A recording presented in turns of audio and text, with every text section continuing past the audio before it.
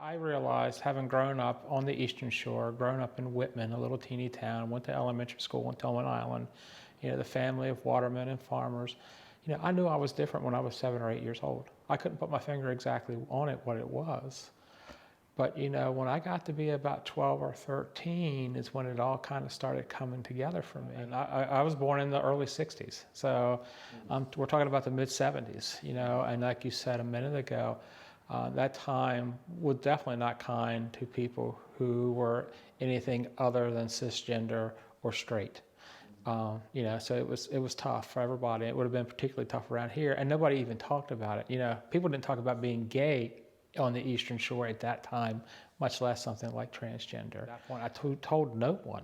I told no one for many, many years, and kept truly in the closet for all of my teen years and most of my adult life. I went to college, went to grad school, came out of that, had a successful career, started in banking, and then moved back to the shore in the late 80s. Actually worked for 15 years as the chief financial officer and chief operating officer over at what is now Qlarant, and nobody knew there. I then spent 8 years at Sotera Defense Products, which was the defense manufacturer. I started there running their finance group and actually took over and ran the whole facility. Because in addition to being involved at these higher levels in these organizations, I also, had served on the Economic Development Commission. I had chaired the Economic Development Commission for Talbot County. I had chaired the Chamber of Commerce for Talbot County. I had served on the Public Works Advisory Board at Talbot County. So I had a lot of relationships in the community, and given the kind of work I did, I worked with a lot of the business community in Talbot County. But it wasn't until 2 years ago that I actually made the decision to physically come out and transition. Yes. So in 2019, actually on Valentine's Day of 2019, I was diagnosed with a brain tumor.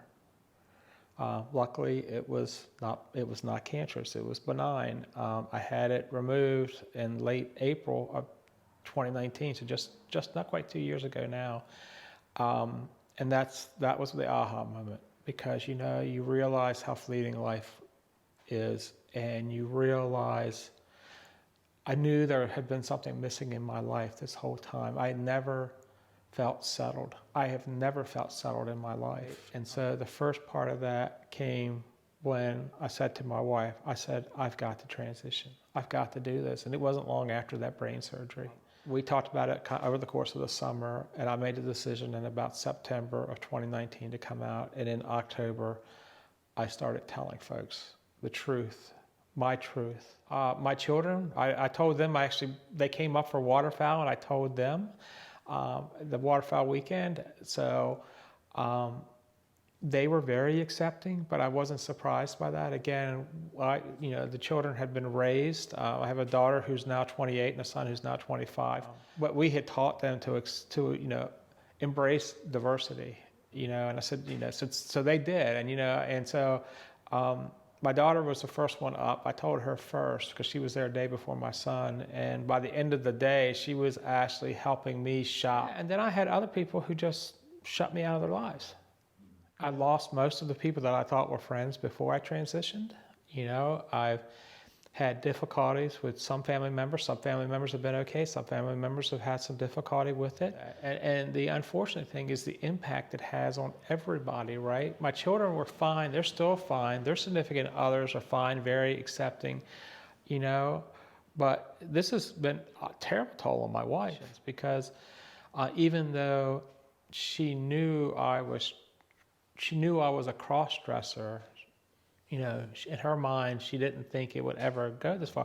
And quite honestly, 10 years ago, I didn't think it would go this far, because, I was in denial too. Listen, and it's not easy, and it's still not easy. And, but there's a love here between us that's very personal and very real. And, love is love, right?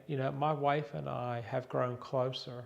I mean, people find that hard to believe, but you have to strip everything down to be able to talk about this and accept it, it took a long time to get to the journey. As I tell folks, when I didn't just come out of the closet, I ripped the doors off the closet when I came out, okay? I didn't, and for some people that was a little off-putting, but for me, that was literally at that point in time, 56 years of pent up inside me. But I feel better about myself today and my future than I ever have, because for the first time in my life, I'm who I am.